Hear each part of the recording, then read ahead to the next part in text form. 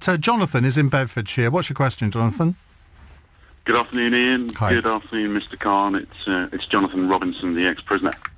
Hey, how are you, Jonathan? I'm very good. For thank you. other Nice to listeners, see you can I just reassure you, I didn't meet Jonathan whilst I was serving time in Her Majesty's pleasure. But Oh, well, we are reassured by that. Jonathan is a prison reformer Right, and has done what's some your- remarkable work on What's this. your question, Jonathan? Ian, hello. Basically, a statement and then an invitation. To Very Mr. quickly, Khan, if you could, because we've only got half an hour. of course, to discuss. Prison is the biggest missed opportunity of rehabilitating people whilst we've got them. Discuss. Well, that's a short one. Well, we currently have 86,000 people in our prisons, and the function of prisons should be both to punish but also to reform. Unfortunately, our prisons now are the most violent they've ever been. Prisoner on prisoner assaults and prisoner on staff assaults. Deaths in prisons are the highest they've ever been. The numbers of people who are in their cells and landings are the worst it's ever been, and we've got a crisis in our prisons. So what we need to do is to make sure we have prisons that transform people's lives at the same time as punishing them Are there too by many people depriving in them of prison? liberty. A lot of the 86,000 people should be in prison because they are either persistent offenders or they may be violent. Some of them could well be rehabilitated as well as being punished outside of prison, especially those with mental health problems, those with drugs problems, those, many of whom can't read or write. Many of them, had we, thought about having decent facilities available in the community, alternatives that work, at the same time as punishing them.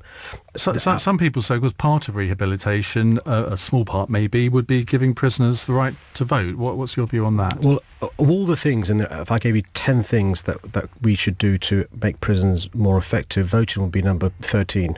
I mean, I just think, when you think of the issues that matter to prison, look, 70%. Even though the 70%, HCR has ruled that we should do that. 70% have mental health problems in prison. 50% have the reading and writing age of an 11-year-old. Many have drugs problems.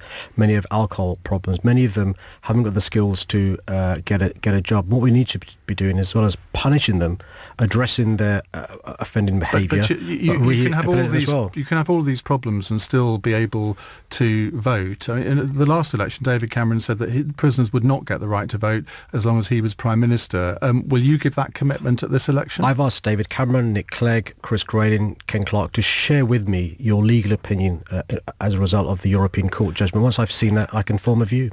OK, let's... Jonathan, quickly. At the coalface, most prisoners aren't bothered about the vote, quite honestly, and ironically, those that are would vote Tory. Most prisoners, and at least a good 10% of them, want to crack on and engage with the system. But as I'm on record with Mr. Grayling, saying to him, a playing up car will not fix itself if you lock it in a garage and ignore it.